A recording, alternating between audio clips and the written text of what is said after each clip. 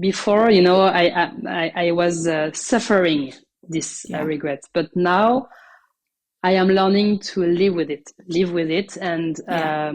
accepting that it's part of me. Mm-hmm. And I don't feel this all day long, every day. It's just something that is here. I know it's here. If you ask the question today, do you still regret to be a mom? I would say yes. Would you do it again? I would say no.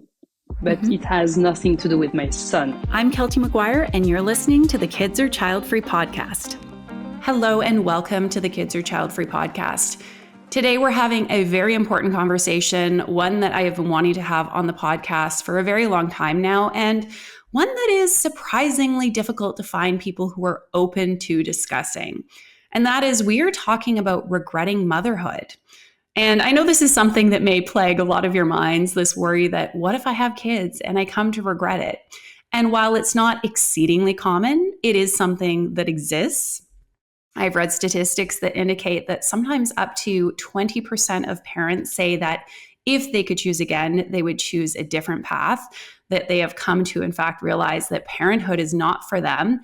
And for all of the reasons you might expect, this is a really taboo topic because it tends to get confused with the idea that people hate their children, that they don't love them, that they wish they hadn't had them. And as you'll learn today, these are not quite the same things. And so I'm super grateful for the listener who sent me a video, which it was in French. I'll admit I wasn't able to watch it because my French has vastly diminished since learning German. But she, in fact, was able to introduce me to our guest, who it turns out does speak excellent English.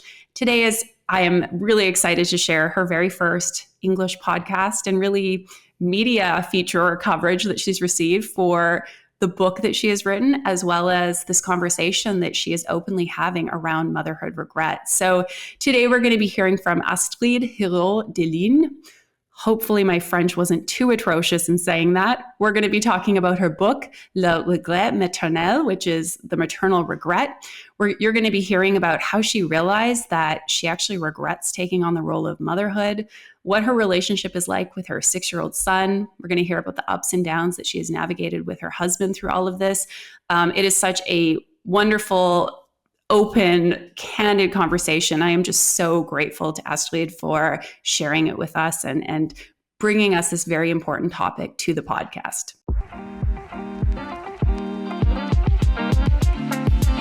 I am so excited to have you here. I have to say, I love speaking with all my guests, but today I really was like, I can't believe that I get to have this conversation with somebody because, as you know, I have no doubt that you know, and as we'll talk about today, this is such a taboo thing to talk about. It's something that's very seldom discussed, and yet I think it's so important for moms who have these feelings of maternal regret, but certainly also for the people we're talking to today, which is people who are on the fence about the Kids Are Child-Free decision. So I would love, first of all, just for you to tell us a little bit about yourself, whatever you want us to know, and then we're going to get into things. Yeah, thank you very much to have me in your podcast. It is my first in English. So yeah, it's really great. Yeah. So my name is Astrid. I'm nearly 39 years old. I'm from France, but I live in Montreal since 2008. I met my husband here in Montreal 12 years ago. And together we have a kid, a son, who is nearly 6.5 years old in December. I love to add the half because, it's he's more grown up. So it's better. Yeah. Wonderful. Okay. And I know we're going to delve into, this every few months, I'm sure, make a difference when you're dealing with, especially a younger child and some of those challenges and some of the feelings and complexities. So we're no spoilers. We're going to get into all that in a second, but I'm glad you mentioned that and sort of set up this conversation a bit. I want to know, first of all, did you always want to have children, or was there a point when you were on the fence about having kids? That's really a great question, because now, with all the experience I have and all the knowledge about motherhood and all the difficulties I've dealt with, I think I always thought I wanted to have kids. It was not a question. In fact, it was in me. maybe, and in fact, I'm sure it's because of my education. I come from not upgraded family, but high class. I don't know if you know what I mean, but upper class, we would say. Upper class. Yes, thank you. Really Catholic. So I couldn't ask myself the question. It was, you are a girl. You're going to be a woman. Your purpose in life is to get married with someone who has a great job, to have great finances, and the ultimate purpose is to have kids, plural, not just one. Many, I don't know, but not only one. So I never, it was never a question. In fact, I never asked myself, do I really want kids or not? It was like, I love kids. I have my cousins. I babysat. I love kids, and it's not a question. And sometimes when I think about it, I'm like, I was so stupid not to, question more this possibility, because there were no question. And my mom, I remember when I was young, she never said to me, if one day you have kids. She was always telling me, when you will have kids, blah, blah, blah. So, it was inside my head. Yeah. But when I grew up, I have a lot of friends who don't have kids, who don't want kids. Yeah. And before having my kid, we talk about it. And they said to me, I don't want kids because I want to travel without problems. I put it's not, it can be a problem, but for a lot of people, it's not a problem. I want to do things my own way, not having my life ruled by kids, because it is a fact. When you have kids, you have to put your life a bit on the side and take care of your kids who are really young and needs a lot from you. So it was not a question, and it's a bit sad sometimes, because I wanted kids, but I'm not so sure about that now. It was just like, you have to have kids, and that's the way it is. And my husband wanted to, so we loved each other. It was like the succession of that's what you do. Things. Yeah, exactly. And I mean, you're not unique in that experience. It's what I hear from so many people, myself included. I mean, my story is a little bit different, and certainly there was a long period of indecision, but similarly, I grew up and believed I would have children because that was what I saw women do. And I wasn't really presented with any other option, like whether verbally, but more specifically, I didn't see other, examples around me of different paths chosen. So this is very common. And I know that a lot of people listening were in very much the same boat until this questioning started. And whatever it was that instigated that, whether it was a hesitation, whether it was seeing the example of someone who'd chosen a different path, whatever it is, people are now questioning this more and more, and specifically the people listening to this podcast. But of course, with that questioning comes a whole other set of concerns in terms of like, do I really want this? What's it going to be like to be a mom? What if I regret it? Which of course we're going to be talking about today. So would you say, I know I had a conversation with someone on the podcast at one point about this sort of romanticization of motherhood. Would you say that you had romantic notions of what it was going to be a parent? Yes, for sure. Because when you see people with kids in the streets or everywhere, you just see a photography of a particular moment. So sometimes it's crying, sometimes it's other stuff, but you can also see parents in a park playing with their kids, laughing. And so you don't see the whole day, the whole week, the whole month, the whole year. You don't see it minute after minute. And you don't, when I was thinking about having a kid, I was, I guess, a bit projecting myself and telling me, in fact, I'm not so sure, but now, with all the experience as a mom, I think like inside me, without really not knowing it, but feeling it, I wanted to give my child what I didn't have, what I didn't receive, what I missed from my parents. I was loved. I'm sure about it, but I'm not sure my parents know me at all. They don't. When I was a teenager, they don't really know what kind of music I liked, what was my passions, what were my passions. And when I see my kid today, he loves Pokemons right now. He's like ecstatic about it. So I want, to show him, oh, okay, tell me about this one, and tell me, oh, this one is like the transformation is like this. Okay, I want to show him that I have a real interest in what he likes, what he loves, the music he likes, because I didn't have this. So sometimes, and I know maybe it's a problem for some people to hear this, but sometimes, it's like a bandage on my heart to see myself with my son and giving him as much as I can to heal a bit my younger self, So to answer your question, I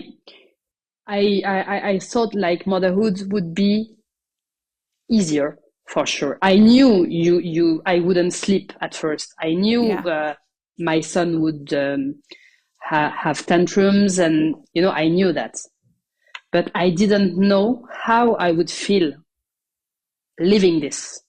I have no idea. And in fact, I felt that it reminds me of so many things as I was a kid. Incomprehension from my parents, a lack of, interest, I guess. That's how I felt. Maybe if you talk to them, they would say, no, we were, interested in what she liked or whatever. But I felt a lack of affection too from them. They didn't say je t'aime. They didn't say I'm proud of you. And my son, there is no day where I don't tell him I love him. Each morning, each evening, when he leaves for school, and I really feel it. It's not just to please myself or to. I really love my kid to death. If something would happen to him, I would be devastated because I love him more than my husband. He's like my everything. And I know it can be hard for people who are listening to this to understand how I can regret motherhood and loving my kid as much as I do, but it's two different things, in fact. So. Yeah. And I'm so glad you highlighted that. And I know that's something that we're going to talk about in, I think, quite a bit more depth today. But I can imagine for people listening, it's like, well, hold on. This is not, quote, like the profile of who we might think is someone who regrets motherhood, right? What we hear, and you probably know this as well, because you were holding up the book from Orna Donoth, which we may come into conversation, but her book, Regretting Motherhood, as it's called in English, and other minimal research that's been done on this topic of maternal regret is that often the women who regret having kids or regret this role of motherhood aren't supported and oftentimes didn't really want children in the first place. And probably why this story may scare rather than act as a support to people listening is that what I'm hearing, and we'll talk more about it, but that I'm imagining, and we're going to delve into this bit, that you have support and that you did want to be a mom as far as you could imagine. Okay.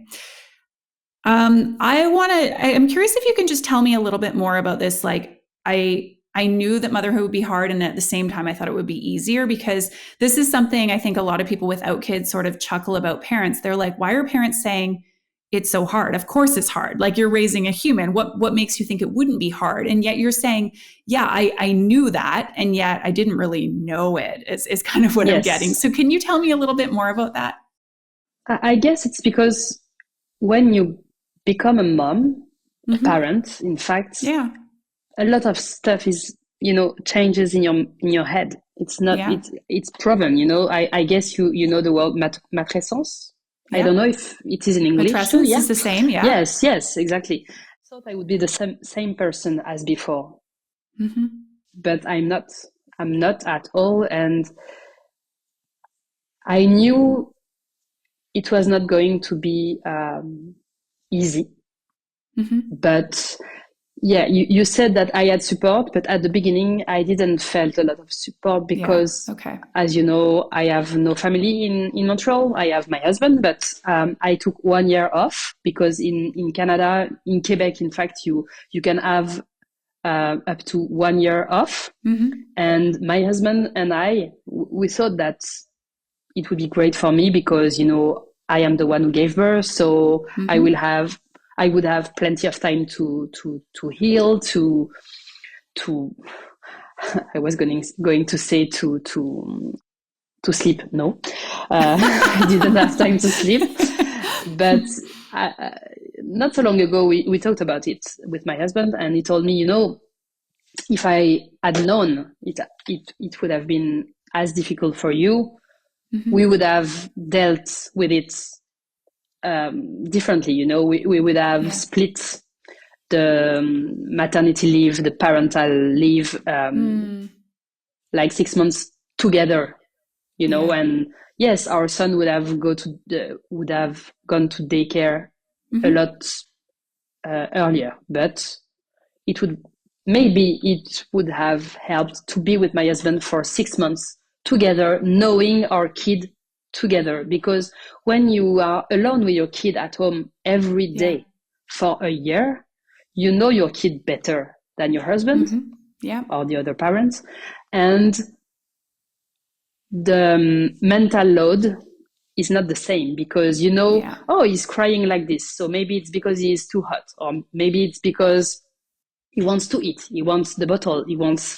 But my husband sometimes was like, I don't know what to do because he didn't know his kid as much as I did. And that's why I know maybe we will talk about it later, but it is really important for me, for people who don't know if they want kids, it is really important for them to know that they have to discuss it with their partner, their husband, wife, whatever, to know that you have to share the mental load. You have to talk about it before having kids, not once the kid is here. You have to listen to podcasts, yours, a lot of others about parenthood, because you have to make sure that the other parent is going to be there for sure. Because a lot of mothers write to me and say, without the mental load, I think I wouldn't regret motherhood. Interesting. So this is really important because sometimes people say, oh yeah, my husband wanted a kid so much. Yeah, he wanted a kid, but he didn't want to be a father. And it's not the same. And that's really hard because, if you don't have the real support of the other parent, it may be really difficult. And I don't say that my husband wasn't here for me and for our son. He was here. But the mental load, he wouldn't understand what it meant. And we had a lot of discussions and disputes about it.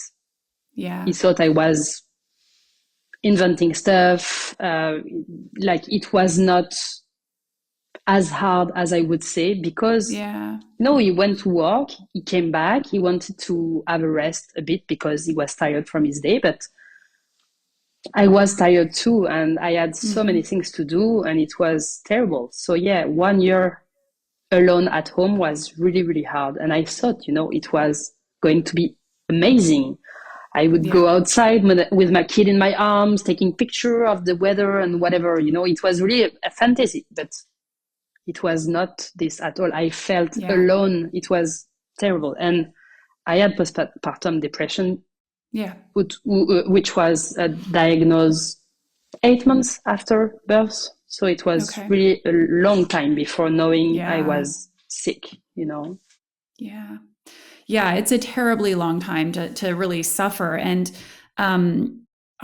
I my heart can only go out to you both today, but especially like your past self, because that sounds immensely challenging. And thank you for, first of all, I appreciate the correction or clarification that actually I didn't have a lot of support, because I think, you know, we can look at, you mentioned, okay, my husband and we're together today and we have this son, you think, and we both wanted this child. Together, it's way better. It's way better together, but it But didn't happen magically, we had a lot of fights, and we could yeah, have split, but we did therapy together. We did a lot of stuff, so yeah, today it's way better and we are a yeah, real team, but at this time it was not the yeah. same. Yeah. And so I really appreciate you highlighting that. And also the idea that like what we see on paper, what someone tells us is not the full picture, right? You might say, well, you've got this partner and he wants to have a kid. And like you say, oh, he's a great dad or whatever. But like that doesn't mean that you're actually supported, to your point. So neither you or your husband had family or have family in Canada, correct? Yeah, there was I COVID too. COVID for oh yeah. And my then of son course, was COVID. not enough to, he was like 20 months old when COVID started. Mm-hmm. So yeah, it was a nightmare, Yeah. And that's the time when I realized I shouldn't have done Yeah. this. Yeah. Okay. So let's talk about that. And I just want to rewind a little bit, like up to the birth of your Yes. son, would you say you were excited about becoming a mom? You were looking like, was there anticipation, or was there any point before where you started thinking, I I can't say because I don't remember, in fact. I Yeah. guess there were so many changes after the birth that I cannot say for sure now Yeah. how I felt, because Yeah. I'm sad I didn't write a journal or something. Yeah. My pregnancy, was nearly perfect. I trained a lot before being pregnant, Okay. and before getting married too. So I was fond of sports. I Yep. was going to the gym. I Mm-hmm. had, how do you say, an instructor, a teacher, Yeah. someone Yeah. who private courses, because I wanted to be healthy and for my body to Yeah. to be okay for the pregnancy.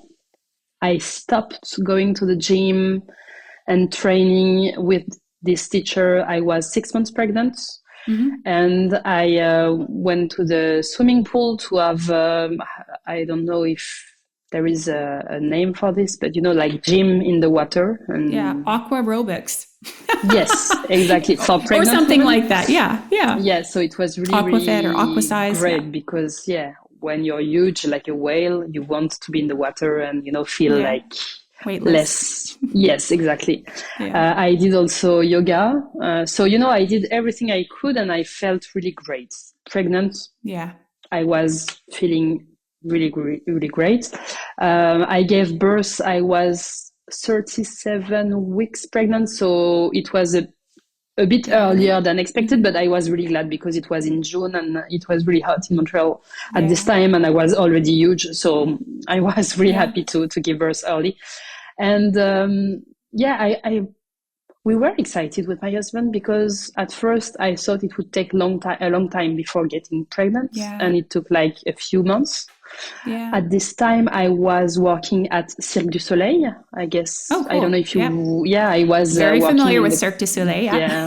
in the costume department, so I loved Cool. working there. And I had to tell them I was pregnant like 3 or 4 months after being hired, so Mm-hmm. I was a bit scared, but they were Yeah. really, really enthusiastic for me. So Yeah. it was okay.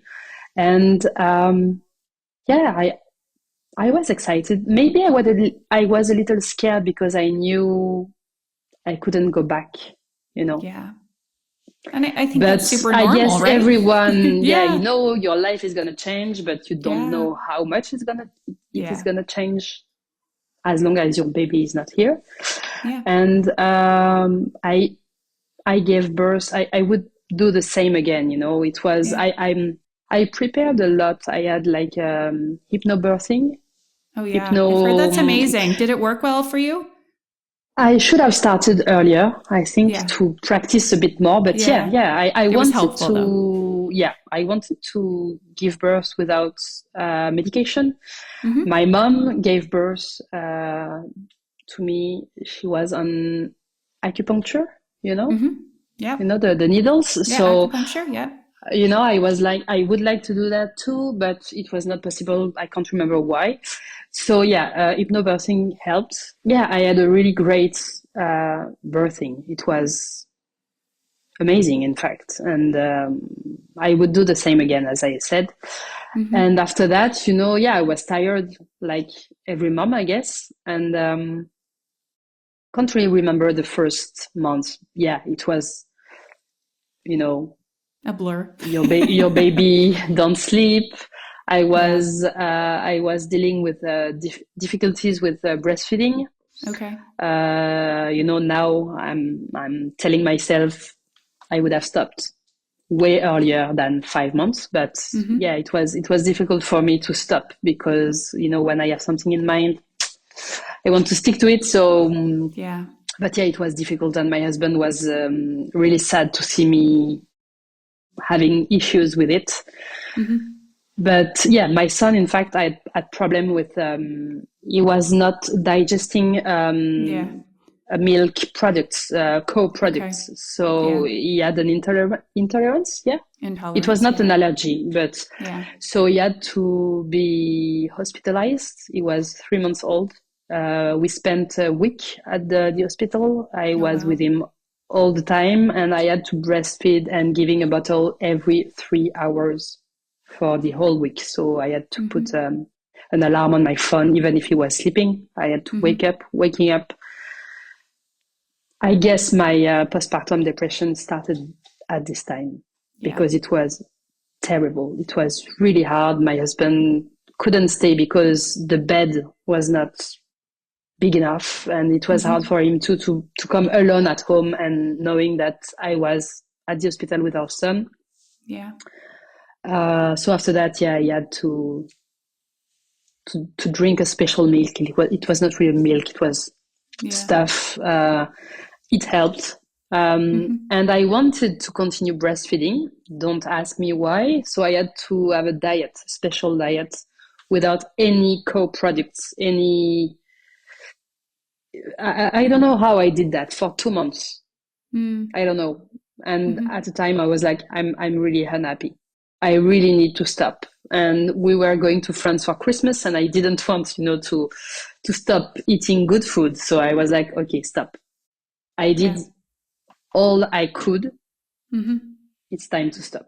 But it was really hard for me, Yeah. it was not really a decision. I had to because I knew I was not feeling good, and I knew that I didn't breastfeed a lot at this time because of the special milk I had to give him. So it was Yeah. maybe only at night. So it was a lot of effort for Mm-hmm. not a lot. So Yeah. yeah. Okay. So around 8 months, you had a postpartum diagnosis, part of Yes. postpartum depression, anxiety as Yes. well, or was it specifically depression? Oh yeah, anxiety. It's been all my life, in fact. But Yeah. I understood Me it too. once being a mom. So Yeah. yeah, but it was Okay. it was depression. Yeah, and the medication helped a lot, Okay. Okay. really. And yeah, I took them for maybe 8 months. Mm-hmm. I stopped several weeks after going back to work. So I came back to work in September 2019. Mm-hmm. 6 months before pandemic. Mm. And yeah, I felt great, to come back to work, seeing colleagues, speak with adults, doing stuff I like, because, Mm-hmm. taking care of a baby is a lot of work. And, when people say sleep when he sleeps, nope, I cannot do that because I have so many things to do in the house, so many, Yeah. preparing food, anticipation about a lot of stuff. You Mm-hmm. cannot just. Sometimes I was sleeping when he was sleeping, but Yeah. not a lot of time. So Yeah. yeah, the medication helped a lot. But knowing that I was going to have a pandemic, I would have continued the medication for sure. But Okay. who could know about it? No No, of one. course. So yeah, work. It was great. Yeah, it was a bit hard at home because it was a new reality. Go to work, put your kid to daycare. Be careful with what time you come back from work. A new organization with your husband, everything. But Yeah. I was tired, but happy to go back to work. So I Okay. felt okay. Not Yeah. perfect, but okay. And then, Okay. yeah, pandemics happened. and I lost my job as 95% of employees of Cirque du Soleil. Yeah. So I was again at home, and I called it forced maternity leave with my son, and that's in between March and June, July 2020, where, you know, in my head, because I knew about the book Regretting Motherhood from Orna Donat, but it was not yet in French. And as I could read in English, but my mind was not enough focused to read in English. So I knew about the book. I put it aside in my mind, and I was like, it is the first time I hear this, but I don't think at this time I was like, it's me. No. But I guess it, you know, a small light in my head telling me, you should look at it. And I remember taking the book in English at the library, starting to read it, but it was really hard for me to focus at this time. So I read like maybe 15 pages and then I stopped. But when it was released in French at the beginning of 2020, and I bought it, and it was not this. You have it here today for people listening to the audio. Regretting Motherhood in English, and it's Orna Donat. And we will link to the book in the show notes. It's one we've talked about on the podcast before. And this book is so unique in the fact that it really is probably the first, biggest, and only book that was written, that was research-based about this phenomenon that we will call motherhood regret or maternal regret. Okay. And so you started reading this book, and tell me, like, did you feel seen? It was a relief. It was a relief. I was like, okay, I'm not crazy. I'm not the only one. In this book, I guess, if I remember well, there are 24 women. I think about 20, 25, 26, maybe something like this. Mid-20s, And Orna Donat doesn't have kids. I don't know how long it took for her to write the book and to do all this work, but it is, I want to say, a masterpiece. And I wrote her an email when I was writing my book, because I would have loved her to write the a foreword or the preface. But she was too busy. But you know, she wrote me a really nice email. It was really nice of her, and you know, I would love my book to be translated in English, because I guess it would maybe help so many other people. I don't know if there are of course editors listening to your podcast, but I was going to say, you never know, editors, publishers, like whatever it takes. Because my book was released 2 years ago, only in French, and I know it's a small world, you know, but in English, and I would love, you know, to be part of the translation, and it would be amazing. But I know for now it's only in French, and I guess, and I'm quite sure I am the only one who wrote a book about my own experience, because Orna Donat doesn't have kids. She doesn't speak about her experience, but I do. So I know one day, and I usually say this in all the interviews I have, but there is a mom who wrote to me on Instagram, and she read my book, and she said to me, "You saved my life." And I was like, okay, only for her, I know I did what I had to do. If I was able to help with my book, only one person, my work is done, you know, because I wanted to help. And maybe, as you said earlier, there are some people who are listening to the podcast and who don't know if they want to have kids, and if it can help them asking themselves the right questions, asking for, I don't know, therapy and stuff like this before having kids or not having kids, it will be amazing, in fact, because I didn't have this help, if I can say that like this.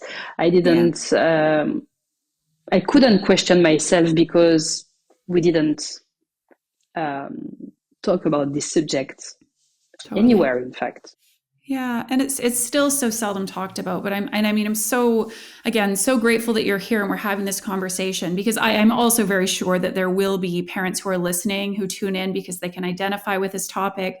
I have parents who tell me they listen to the podcast just because they find them interesting conversations. They like hearing the perspectives of both child-free as well as fellow parents. So I can't understate or underline how I know how important this is, but it really is so important. And I don't want to make this incorrect assumption, but has or was writing the book a healing sort of experience for you, or a way to reconcile these feelings of regret that you had, would you say? Yes, it was really therapeutic, really, because put words on paper, it's like, taking out, the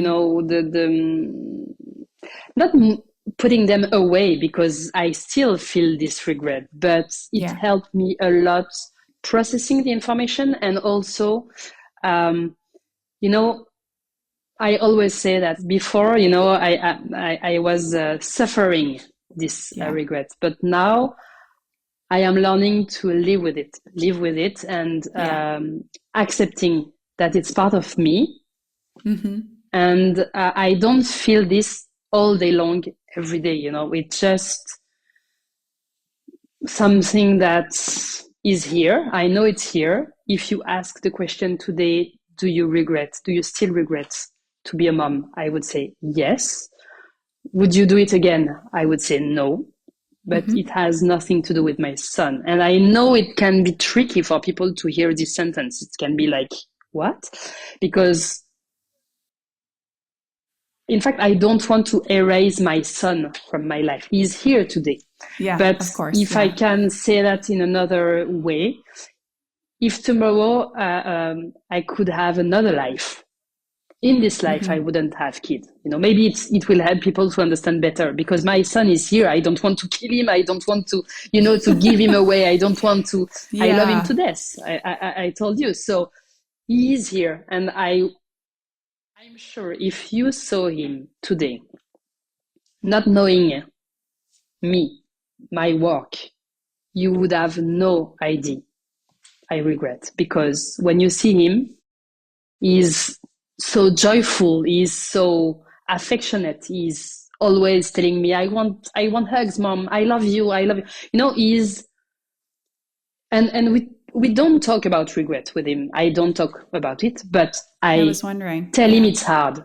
I tell him, being a mom, being a parent is hard. For me, it's hard, and I see a therapist. He knows my childhood was not easy. He knows my parents used to slap me if I was crying, because, stuff like this. I know it's another generation, it's another way to act, but I don't want this for him. So I explain to him, it's really hard for me to know how to behave with you, because I don't want you to be slapped, to be mistreated. I don't want to be a bad mom to you. But as I deal with it, as I fight not to be this mom, there are so many things happening inside myself. I guess you understand this part a bit, in fact. So I don't want to hide all my feelings, but I don't. Right now, he's too young to understand about regret. But he will see the book in the shelf. I won't tell him, do not read it.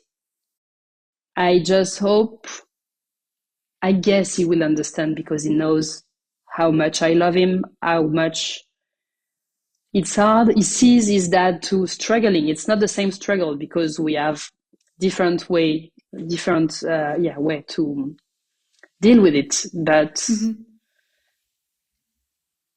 I'm quite sure he will understand. And if not, we will try to help another way, therapist, and just for him. But we'll see. I don't know. I have no idea, but we'll see. You'll cross the bridge when you get there, I guess. Yeah, exactly. In 10 years, when he will be a teenager, and as every teenager on earth telling his parents, I hate you, so I'm quite confident. Maybe I'm wrong, but I know how I feel about him. I know how his dad feels about him, and we will be able to talk about it. Like, yeah. So to go back to your question, yeah, it was really therapeutic, and I learned how to live with it day by day. Yeah. And it's easier, but it's still there. All right, I have some very exciting news to share with you, and that is off the back of some of your feedback, I have revamped our Confidently Child-Free group coaching program to create a month-long coaching intensive that is going to be kicking off starting January 9th. And this is for those among you who are pretty sure that you don't want to have kids. You are heavily leaning child-free. Some days you feel like you've made a total solidified decision not to have kids, and yet you keep waffling and wobbling. You might be spending time with your friends' kids and start thinking, oh gosh, am I really making the right choice? Or maybe you get comments from friends or strangers talking about the fact that you're going to regret your decision in the future, and you start to think that maybe they're right. In any case, you're not quite confident in your child-free decision, and it really is holding you back from moving forward confidently in your child-free life. If this sounds like you, I have an invitation to check out Confidently Child-Free, our group coaching intensive. Again, that's going to be kicking off on January 9th. We're going to run for a full month. And this program is going to help you get confident in your choice, to work through any of the lingering worries or concerns that you have, to be with like-minded women who get what it's like to choose that child-free path and yet to choose it sort of tentatively. If you don't relate to the messages and the fellow child-free women who you see out there on the internet who are saying, I've never wanted to have kids, I know it's definitely not for me, maybe they feel a little bit radical or extreme in their perspectives. If you're somewhere still in that middle zone and you're not quite buying into this child-free path, this is a program you're definitely going to want to check out. I will include the details on our Confidently Child-Free group intensive in the show notes of today's episode, and you can also find them over at kidsorchildfree.com. Okay, so to rewind time a little bit, pandemic happens, you're dismissed from your job, you're fired. Of course, I'm sure Cirque du Soleil would have loved to have kept you and the other 95% of the people, or 100% of the 95% sure, that yeah, were it let was go. Not an easy decision. Yeah. Okay. So you're back at home. You mentioned you had gone off the medication, that it provided you with some support. When was that realization? Again, I know you were reading Orna Donald's book, but that it was regret and not, okay, I've now relapsed to postpartum, or this is just depression, air quotes. What made you realize it was something else? At first, I didn't really know, but after a few months after reading the book, in fact, it's quite easy, because when I asked myself, would you do it again? The answer was no. And it's still no. So if it was depression, maybe I would say, I don't know, I had no idea. Right now it's hard. I know it's at first at the beginning of the pandemic, maybe it was a bit tricky to know exactly. But reading the book, understanding the mental load, the difficulties with my childhood, the place of the mothers in society, all this stuff, I was like, not for me. Why did I do that? And today it's still the case. So and I wanted to know if there were other moms feeling the same way. So as I was at home, after my kid went back to daycare, after the lockdown, I was at home, no work, nothing to do. I hated that, to have the feeling to lose my time. And I had a personal Instagram account, and I was talking already to mothers who had influent accounts. And one of them, she's my friend now, I met her several times, told me that when she created her account about postpartum depression, it helped her a lot. It was therapeutic. So she told me, if you want to talk about regrets, I'm not sure there are accounts about this. And, I checked on internet, I checked everywhere, and nobody was explicitly talking about it. Yeah. So I decided to create this account in August 2020, but it was not as Astrid. I had a fake name because I didn't know how it would be Received. received. Yeah, thanks. Yeah. So I don't want to interrupt your story, but I do have a quick question if I can insert briefly. Yes, sure. I know that's still an interruption, a polite insertion. Don't worry. At this point, who in your life or how many people knew that you said, I regret it? Like, did your partner know? Did family members know? Who knew this? My and how was that husband received? I guess he didn't understand at this time. Maybe he thought that it was just a phase. Mm-hmm. I was feeling this at this moment, at this time, and it would, go away in a few months because of COVID, and it could have been right, but I knew in my guts that it was more than just a phase. Okay. So I can't remember really well how he received it because I guess my mind, there is a blackout of this moment. I think I talked about it. Was it before or after the creation of my account? I can't remember. But the friends I made at the aerobic swimming stuff when I was pregnant, we are still in touch. We are a great group of friends. We are like six moms, and they were really nice about it. Really, really okay. We really understanding. Yeah, they were. Nice, really nice, and they are still nice.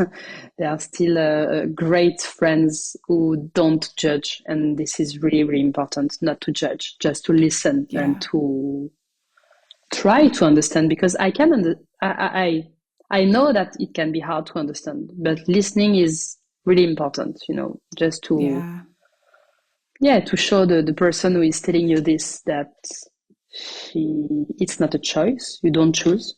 You don't wake up and say, "Oh, great! Today I'm going to regret my kid and forever." No, it's it doesn't work like this. It's a feeling. It's not a way of thinking. It's not. Yeah. It would be so easier if it was, So it's not so many people knew about it. My sister, a few months after the creation of my account, because she is the one who did this. People are listening but don't see the cover of my book. the drawing is my sister's one. So it's very it was at first for the cool. I love it. It was at first my the drawing for my Instagram account. And it was an evidence, to have it on the book. So not so many people, but everyone. My friends, after a few months, I started to talk about it to a few people and close friends. No one was bad with me about it. No one was. They were all good friends, and they were all great. So it helped me, have confidence and talk about it more. That's wonderful. Because I think, for this, Orna Donath says it in her book, and other people have said this as well. It's like the last taboo, talking about maternal regret. Like for certain people, this is like the worst thing a person could ever profess to. This is like worse than I've committed, multiple counts of murder. I mean, I'm being facetious, but it's like, how could you? How dare you? And there's so many misunderstandings about it, which of course, you've already cleared a bunch of those up that, this doesn't mean I don't love my child. It doesn't mean I wish my child wasn't here. It's just saying in a parallel universe, a different life, if there was it's hard to imagine a do-over in this life, because again, then you think about not that son, but I understand this idea of all things, the slate was totally cleared, but a different path I would not have chosen to become a mom. It's so wonderful that you still had that bravery to share, because I can see people being very fearful. Like people are nervous to talk about not knowing about if they want kids or not, which feels like I don't want to undermine anyone listening nor my past self, but like a light kind of thing to be, not a light decision, but to have shame about, if that makes sense, right? Relative to this. And yet you decided, I'm going to start this Instagram account. You sound like you were very like warmly accepted or welcome for those difficult feelings amongst the people you love. I'm interested to hear first about like the growth of the account. How is that received? I want to hear about, feeling seen and heard, because I'm going to imagine, like, I think you have quite a few followers now and it's still exclusively in French. I also want to hear about the first negative piece of feedback you got, if any, because I'm sure there may be a few haters out there. I could find this because somewhere I have stuff. Luckily, I didn't have so many bad comments, and I could have received a lot on Instagram, but it was not so bad. In fact, the bad comments, and I stopped reading them for a long time now. For a long time now, are on Facebook or, under interviews I made, articles where my name is cited, yes. And I don't go there, I don't read them, because in my book there is a chapter about all the phrases, all the stuff I can hear about why did you have a kid if you don't, if you regret motherhood, stuff, sorry to say that, but stupid stuff about people who don't know and don't want to understand. Because again, I get it, it can be difficult to understand, but when you don't want to understand and you make assumptions,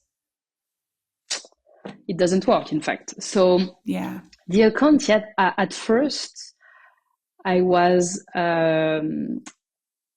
some huge accounts about maternity or non-maternity shared some posts I made on Instagram. So it helps, having visibility. And a famous French podcast asked me if I was okay to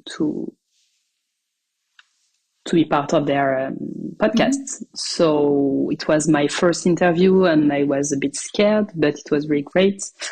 And after that, I guess it was 9 months after the creation of the account, and I had 10,000 followers, thanks to I guess the podcast helped to raise maybe 3,000, and it's a lot of people.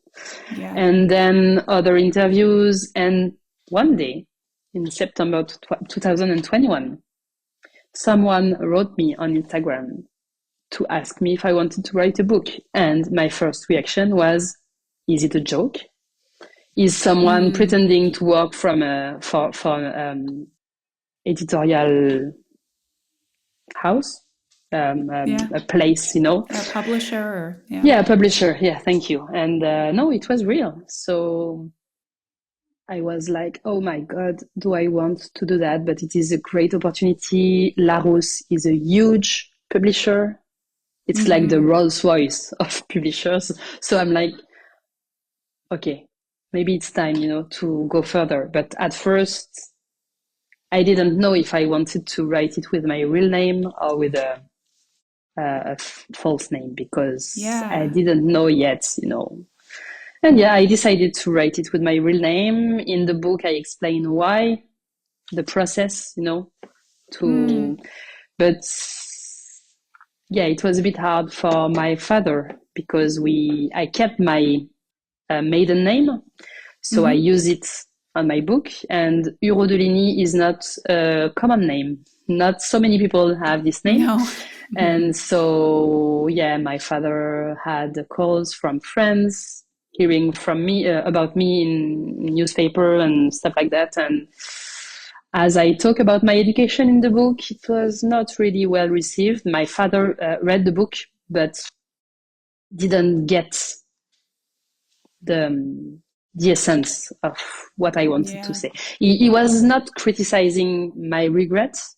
He told me I cannot understand what it is because I'm not a mom.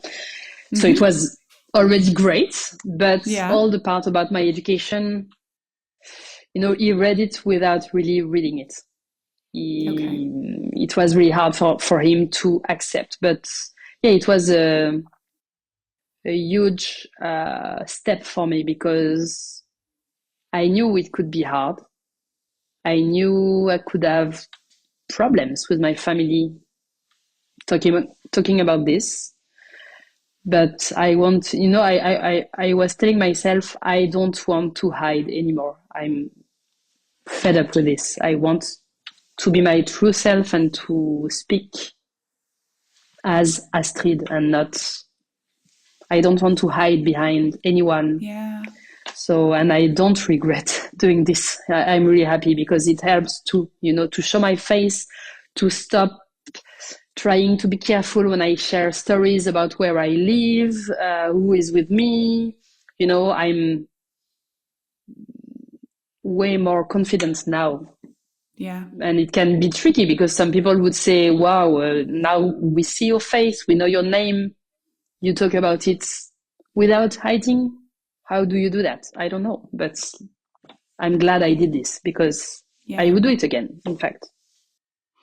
When you'd been on the big podcast that brought you 3,000 followers, like all your other press, had that all been anonymous up to that point? It was anonymous, in fact. Yeah, all this podcast was anonymous too. There were no picture. There were I put a picture of myself and my son in my arms, but the picture was taken in the back, and I was really scared that some people would recognize me, but no one. Maybe people recognize me, but didn't want to write me a message. And my voice, I'm like, everyone is going to know it's me, because when you hear yourself, you're like, oh my God. It's so distinctive. Yeah. I feel like anybody would know my voice if they heard it. I don't know if that's true, but you feel that, don't you? But no, it was a great experience. And after that, I had other small and big podcasts interviewing me. And and it's funny because when I listen again to the first podcast, I'm like, don't listen to it. It's not up to date. it's like it's not the same now, and it's funny how little by little, when you hear all the podcasts I made, the evolution, about how confident I am when I talk about it, because at first it was a bit, I'm like, okay, I am still trying to figure out how I can deal with it, how I process all this. And that's funny because 2 years ago, I would have said no to an interview in English. I would have said, I cannot do that. First, because I'm not confident enough to speak in English. Even if I speak English, I don't like my accent, but I don't care today. I'm like, I want to reach as many people I can to help people decide, or to help people who regret today and know they are not alone, in fact. Yeah. Well, this is your big English coming out, I guess. Do I understand? This is your first English language podcast? Yes, and I'm really happy, really. Have you been interviewed by other English language press? Nope. Or like, this is, oh my God, you such are an the honor. First. Yes. Yahoo! Okay. Quite honored too, yeah.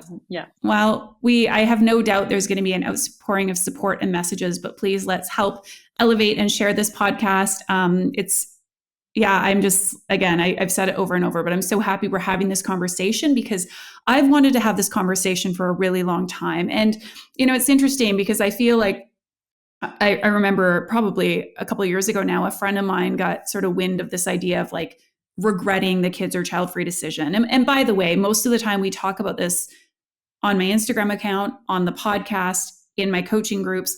It's the idea that we could regret either decision, right? Like we could regret not having kids, we can regret having kids. But I've never wanted to table this conversation as like, it's not supposed to be a cautionary tale of like, you better not have kids because you're going to regret it and everybody regrets it. That's not what this is.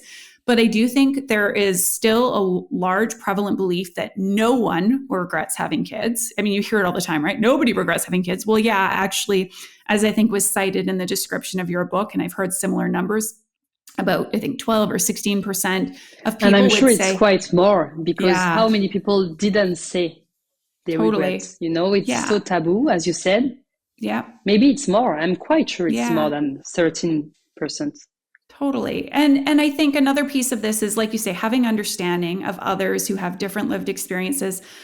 dropping the judgment around these feelings, which will hopefully encourage more people to share openly if they have this experience so they can find more support. So like you say, it doesn't change the fact you regret it, but there is, I'm hearing from you, like there's different, maybe a little less weight around it. If like you can just show up and be yourself in the world and not feel like you have to pretend.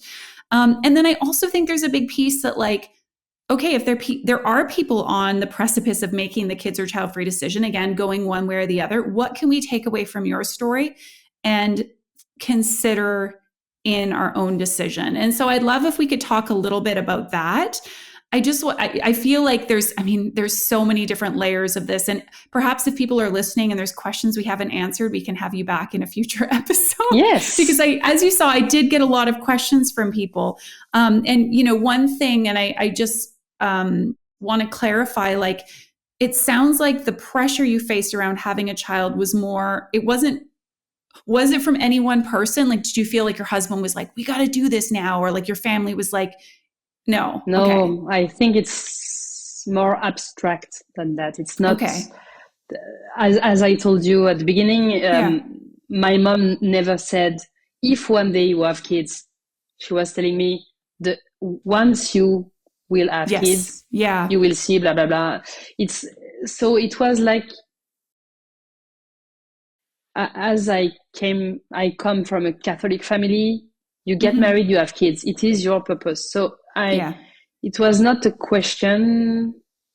It was, I wanted, but I wanted the idea to have a family, to have, the beautiful picture on Instagram with the mommy, the daddy, the baby in the stroller, and, and beautiful smile, like Instagram pages, of perfect mommies.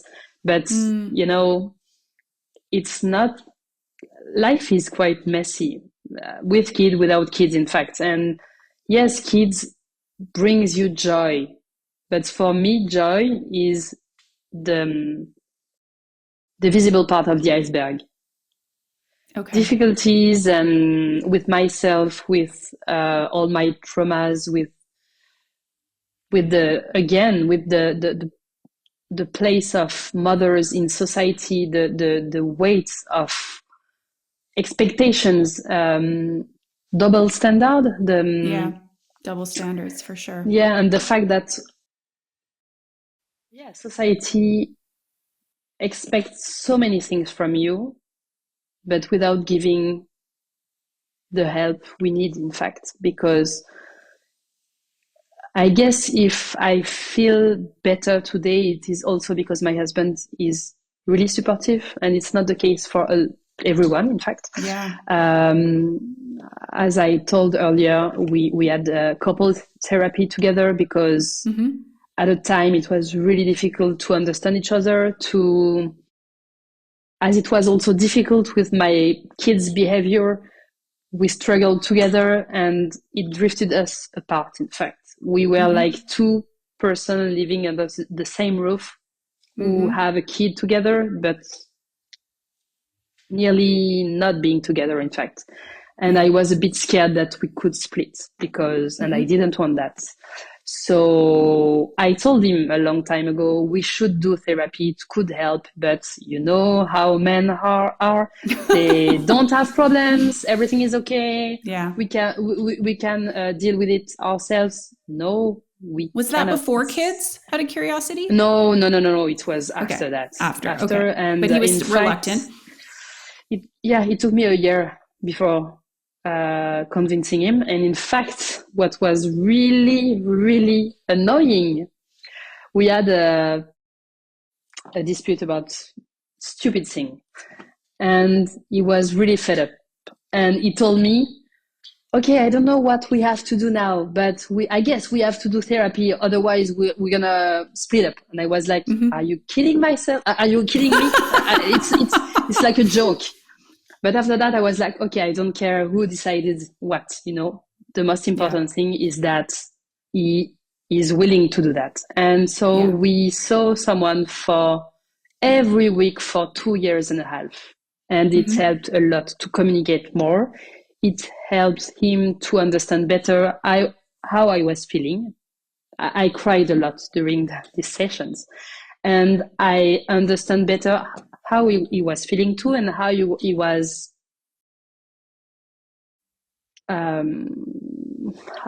working on himself, how he was, who he was, in fact. And so I put my anger a bit on the side, trying not to feel attacked every time he was telling me something, or, so it helped a lot. In fact, I guess it saved our marriage, because without it, I'm not sure we would be together today.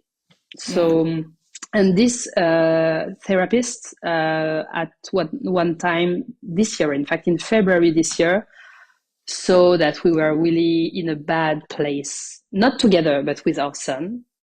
We have a lot of problems with his behavior. And I guess you are the first podcast, or first place where I say this. But we are doing an evaluation for him right now for ADHD, because at school, everywhere it's complicated. At home, now it's a bit better, but it was really hard. And so the therapist told us, okay, bring your son with you now. We're going to do family therapy to try to understand what's going on. And we understood that our son had a lot of anger inside him, because we were expecting too much from him. So we did so much work. And today, it is better. It's not perfect, and it will never be perfect, but it is better. We have still struggled, but we are like this together. We are a team, in fact, and it's still difficult, but we are doing everything we can. We can. I still see a therapist every week, and it's been 5 years now. So, people who are listening and who are like a bit skeptical about what I say, I don't know what I can do more. I don't know, because I do anything I can. And my husband too. We are working together, and this support, this team we have together is priceless, because without this, we would have split. I don't know if I would have my kid with me a lot of time. I remember one day telling my husband, if we split one day, I guess you will have full custody and I will see him someday. I don't know if I would say that really, in fact, because I don't want to experience this, and I love my son a lot. So I'm not sure I would have him only a few days per week or per month. But at the time, I was like, you would have him, sorry. And he told me, I know you wouldn't want to, so. But today it's quite different than 4 years ago already. 4 years since I have started my account. But it's still difficult, but I manage because we deal with it together, and my husband is quite a huge support, and my friends too. Yeah, well, that's wonderful. And the community on Instagram too, in fact, because there are so many people today. It's like more than 27,000 people on Instagram, but a lot of them don't regret. They are parents, they are non-parents, they are child-free, they are, but they support me, they help me, they understand, or they try. So, and there are maybe 3% of dads, or non-dads, but men, but 97 are women. Yeah. Okay. Oh, I mean, it sounds like it still feels heavy and difficult, and yet at the same time, you've done so much work. You have a supportive partnership. The two of you have both doubled down and done the work to cultivate that. Now having the family therapy with your son, to have wonderful friends. Like, what I'm hearing is at the beginning, no, the support wasn't there, but it is there now, and yet you still have this feeling of, I would choose differently if I were to choose again. Is there? I'm going to keep teasing that we're going to give some input to people who are on the fence. We are going to get to that, listeners. Keep listening. Stick with me here. Is there joy, happiness, positive emotions in your life? Like, what I've heard, and I think you saw the questions people asked as well, is like, if I'm someone who has a child and regrets it, or conversely chooses a child-free path and regrets it, Like, will life ever feel good again? Or is it just like, I feel like shit every single day for the rest of my life? That's sort of me reading between the lines of what people worry about. What does regret feel like? And is it bad all the time? Yeah, I don't feel like shit every day. I guess in fact, when it's hard, it's when I have difficulties with my son, when we have to repeat every day, everything, all the time.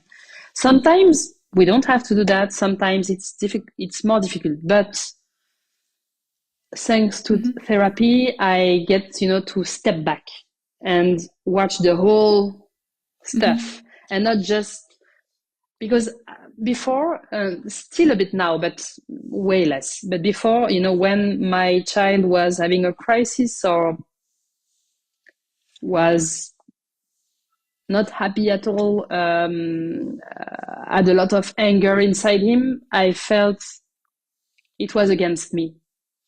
And in fact, I know for sure it's not against me.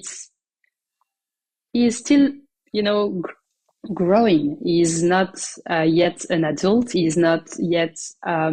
It's hard for him to deal with emotions, and as a parent, I have to help him understand, expressing his feelings a certain way. But as I didn't have this example myself when I was a kid, it's hard to teach something to your kid when you were not taught this, in fact. So today it's easier to deal with it. And as my kid is growing, we share a lot of good memories, good moments. We have a tradition. It's been 18 months now. Every weekend we watch a Pixar movie, Disney movie, whatever, the three together. We order burgers or pizza or whatever, and we have this moment together. And I hope my son, growing up, will remember this and say, oh, it was so great when mom and dad, were picking a movie or asking me what I want to watch, and we were together in front of the TV.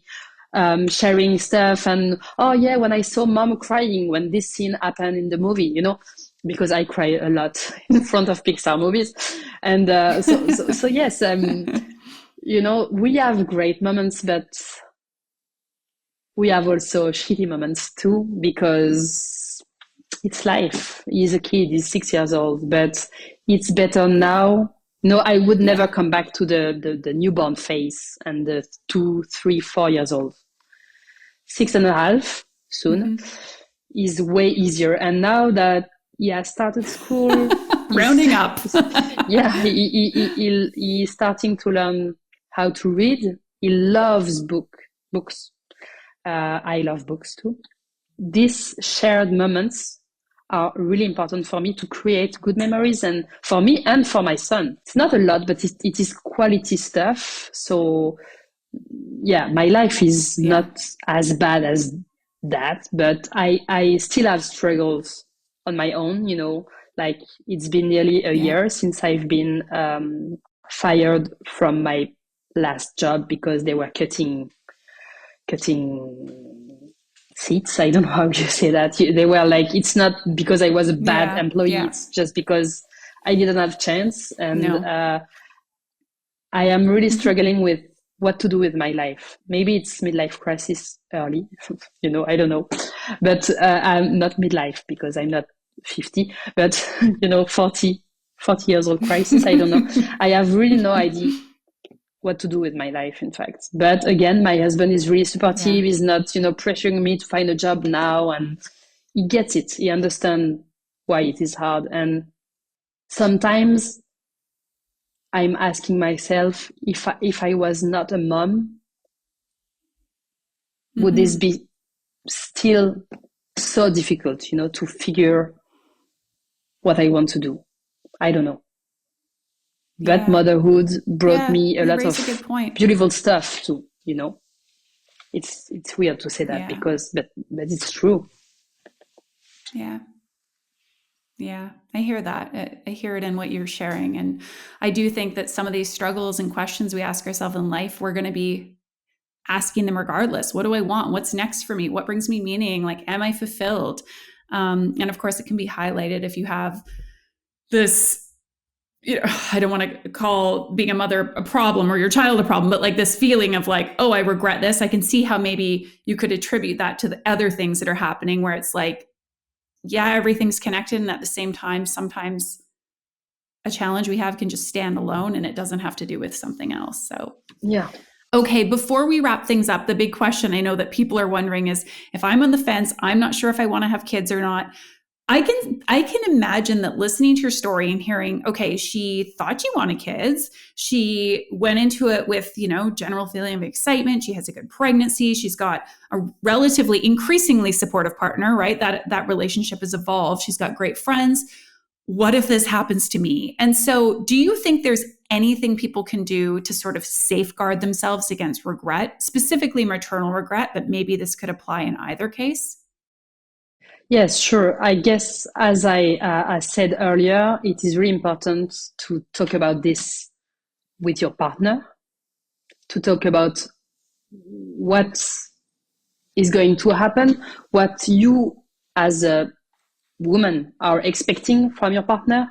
I talk about heterosexual relationship because it is my case. I don't know for homosexual ones, but I guess it is the same. If you want to have a kid together, you have to talk about it deeply first. Mental load is the main issue because I thought I had a huge mental load before having a kid. Nope, it was really nothing. But today it's way worse. It's a lot in my mind. Even if my husband, again, is thinking about a lot of stuff, I still am the one who is like, oh, I have to clip his nails. Oh, I have to buy a new pair of shoes because the ones are too small. Or, oh, he needs a new coat. Oh, we have to sign the paper for whatever. My husband sometimes, he doesn't know.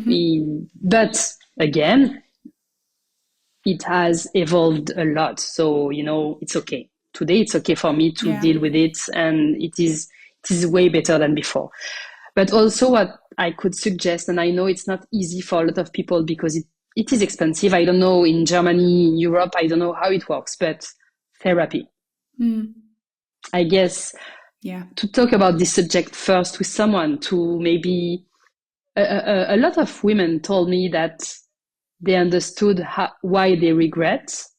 It is because of their own relationship with their mother, how they were together. And so maybe, that if you doubt, maybe it would be good to first maybe to read the books about regretting motherhood. In my book, there is a psychotherapist.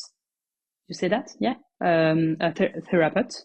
Sorry, I can't say the word. Who is she's sometimes, speaking as a therapist. Yeah, therapist. That's the word. And so it's, she gives advice, and I guess talking with your partner, telling him if he's a man, okay, you want to have kids, but you have to be a father. You have to do your part. You have to, if you are right now in a relationship where you see your husband, your partner, your boyfriend not doing a lot of stuff in the house, and if he says he wants kids, maybe deal with it first, because if it doesn't, I don't know. I hate using the word help, because it doesn't help. He has to do his part. If you are living together under the same roof, you are doing your part, both of you. But if he doesn't do his part now, he won't do it when you have a kid. For sure. It won't change. I say like this all the time. So this is really important to talk about this first. It is better not to have a kid at all than to have a kid with someone who won't be there, who won't do his part, don't understand how you feel. So but it depends again. We are all different. So my experience is not the same as another one. And I talk about my own experiences. Not everyone is feeling the way I feel, and luckily. But yeah, you have to be sure, because when you have a kid, you can't go back in time. It is the only thing in life when you can go back. You can say stop for if you don't like a job. You can. I don't know, if you have a dog and you realize it's a bad idea, even if I hope you won't do that, but you can give it back or to adoption. I don't know, but with a kid, it's huge, and it's life changing, and you have to be sure. But again, sometimes I'm wondering if I have if I had heard someone like me telling all this. I have no idea if I would have had a kid or not. In fact, I can't say, because I'm not this person anymore. I'm not child-free. I have a kid. So I can't say, even with all the knowledge, would I have chosen to have a kid? Maybe not. I don't know. Yeah. So many wonderful insights you've shared. Thank you for sharing your experience so candidly. I'm going to propose something right now to our listeners, because I know you all have a lot of thoughts on today's episode. I'd love to get your thoughts, your reflections, questions. Send them to me via email. You can reach out, or via Instagram. And what I actually would love to do is, I'm going to be listening to and revisiting this conversation myself. And I'm going to plan to do a solo episode before the end of the season, just with a few takeaways from my perspective, because I think this conversation, while super valuable, is probably going to rattle a few people. Like, oh my God, now I'm even more freaked out. And again, that is very much not my intention. I'm sure it's not Astrid's intention that nobody ever procreates again. No. Yeah. And I want to make an invitation, if there are parents listening, sneaky parents, if anyone else shares this experience, to your point, your experience of maternal regret is not necessarily the same or for the same reasons as someone else's. And so I don't want, I'm so grateful that this is your first English interview that you've given, but I don't want you to necessarily have to be like the poster woman for maternal regret. It's just like there's so many reasons to be child-free, just like there's so many different experiences of, fulfilled, non-regretful motherhood. Yeah, I think it's so important. So, we're not going to do rapid fire questions for a turn of events for the very first time ever, only because I'm jumping into a group coaching call shortly. And we've had such a wonderful, long, in-depth conversation with, I'm sure, many more things that we could talk about. Astrid, how can people find you if they speak French? Where can they find the book, and anything else you want to know and share in terms of your work? So I guess you will write all the things down under the podcast, but I have an Instagram account called Le Regret Maternel. And also, my book, you can find it. I don't know if it is available everywhere, but in local libraries or Amazon, even if I'm not a huge fan of Amazon, but I guess it's maybe the easier way to find it. You can contact me in my DMs. I'm answering all my messages. So if you have more questions about the book or whatever, and I will be really glad to see all the questions or comments under the podcast and under the publication on Instagram on your account. Yeah, I am super excited for this conversation to go live. And for people who don't know, on Instagram, you can, if it's a foreign language post, there's a translate feature underneath. So you can still consume some of Astrid's content. And I know I've used the Google Translate tool. It's not necessarily 100% accurate, I'm sure, but we're going to keep our fingers crossed that maybe somebody is listening who can help get this book published in English, because I certainly think it's what the world needs. I would be so happy. Yeah. Let's make your dreams come true. Thank you so much, Astrid, for this conversation and for sharing so openly and for sharing your story with our listeners. Thank you, Keltie, for your time and for your proposition. It's great. Thank you very much. Okay, so as I shared in my conversation with Astrid today, I want to hear from you on this topic. I am sure that this conversation has both brought you insights, perhaps left more questions unanswered. And so I want to have you sound off on what you thought of this conversation, what your own feelings are on this matter of regretting motherhood. And I'm going to be sharing some of my own thoughts and insights because I just had my brain spinning the whole time that Astrid was sharing. So we're going to be doing a dedicated solo episode in response to today's conversation that's going to be airing in a couple of weeks' time. So if you have thoughts you want to share, you can fire me off a message, either a written message, or you can leave a voice note if you prefer, on my Instagram, Kids or Child Free. I will include the link to that in the show notes if you're not already following me on Instagram. And otherwise, I look forward to hearing your response and your thoughts on today's conversation.